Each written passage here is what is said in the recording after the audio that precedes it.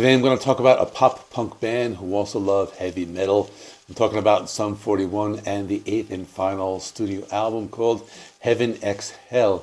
The album was released on March 29, 2024 and released on the Rise record label. This is a double album, although it's actually not too long. It's only 55 minutes, but I'm just going to give you a little background on the album and I'll talk about the songs. There's even a cover song towards the end of the album, which I thought was kind of unnecessary. But I'll talk about that later, then I'll give my final thoughts and score at the end. So basically for their last album, they decided to do a double album, and they were inspired by Black Sabbath because the name of the album title is almost the same as that of the Black Sabbath album. The idea behind the first side of the album is going to be pop punk, and as a reference, they were inspired by their debut studio album called All Killer No Filler from 2001. Now the second side of the album is more of a metal album, and as a reference, they said it was similar to the album Chuck from 2004. So like I said, there are 20 songs, but keep in mind this is a pop punk, so every song is only 2 or 3 minutes long. The album opens with Waiting on a Twist of Fate, and this is a typical pop punk song. It's fast, it's energetic, it has some heavier vocals as well as the gang vocals, and a melodic chorus. It's not a bad song to start off the album. Landmines was one of the singles, and it's upbeat, it's kind of happy. They talk about relationships. It's just a catchy and fun song. I Can't Wait is an angrier type of song. I felt it sounded a little bit more like old school punk rock. The lyrics were a little angstier and were also about relationships, but this one is about a relationship that has gone wrong. Time Won't Wait is another one of those poppy punk songs. It was a little upbeat. Future Primitive was a faster and angrier song. I read a lot of comments comparing it to The Offspring, and I can definitely hear that style in that song.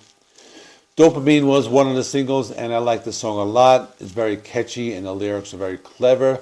Basically, it's about a girl who's in a brief relationship with a guy, and she leaves him. He's heartbroken, and he's singing the song from the point of view of that she did it for the dopamine, or she was just with him for some quick feelings of pleasure. And then she went her own way and left him heartbroken. It was a really good song. I like it a lot.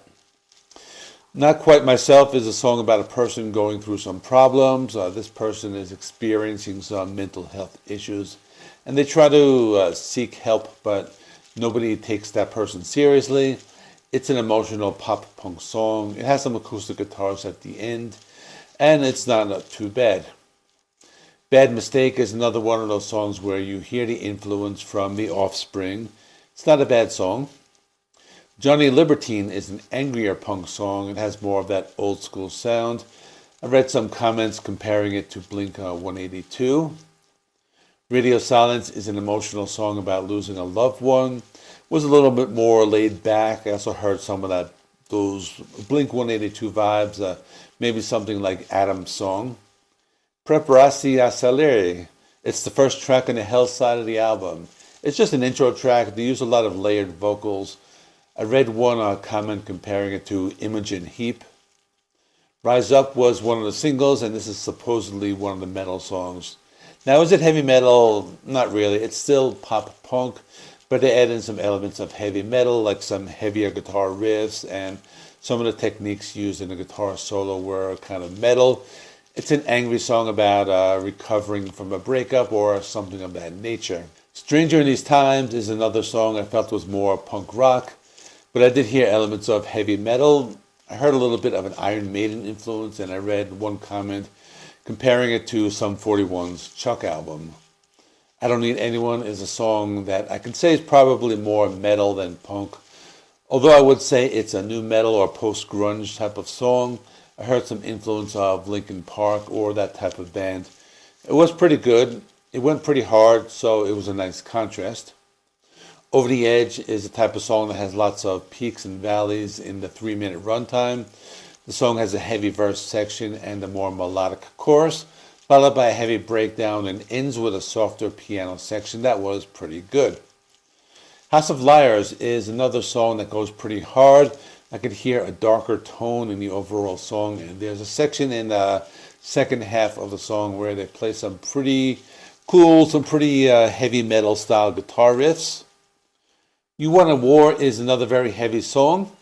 Someone made the comment saying the solo was better than anything off of the 72 Seasons album. Next is a cover of Paint It Black by the Rolling Stones, and I thought, or as I hinted in the beginning of the video, I thought it was kind of pointless. Now, granted, the cover is pretty good, but I feel I've heard it covered by so many different metal bands over the years. Now, I understand that the song is a classic and it translates well into metal, but they could have picked something different, and that's all I wanted to say. It's All Me is another song that goes heavy, and it uses the formula of the heavy verse and then moves to the more melodic chorus. That one was not too bad. How the End Begins is their supposed final song, or their last song on the album. This one sounds a lot like Linkin Park. It had that sound, maybe something from the first two albums, minus the rapping of Mike Shinoda. It was a very good song, and I thought it was a good way to end the album. And now for my final thoughts. I enjoyed it more than I thought I would. I like the fact that it's a double album, but it's not too long. It's pretty much the length of a typical album these days. It was very enjoyable. There wasn't much difference between side 1 and side 2, in my opinion. It was just side 1 was a little more poppier and side 2 was a little darker, but it was a Sum 41 album. So I thought it had a pretty good replay value. My score is an 8.5 out of 10. That is all. Thanks for watching. Check out this video right here. Let me know in the comments what you think. Please like this video. It helps me with the YouTube algorithm. I will see you in the next one.